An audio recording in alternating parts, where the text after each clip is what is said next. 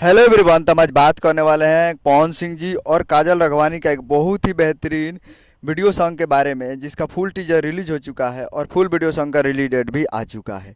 और इस गाने को लिखे हैं संतोष राजा जी और इसमें म्यूजिक दिए हैं छोटे बाबा जी और इसे गाए हैं पवन सिंह जी और अलका झा जी, जो कि आपको स्क्रीन कवर दिखाई दे रहा है। जिस सॉन्ग का टाइटल रखा गया है बिगड़ गइल बानी रानी, जिसका टाइटल है बिगड़ गइल बानी रानी। और ये एक मूवी का सॉन्ग है जिस मूवी का नाम है कैसे हो जाला प्यार। और इस मूवी का ये बहुत ही बेहतरीन सॉन्ग है बिगड़ गइल बानी रानी।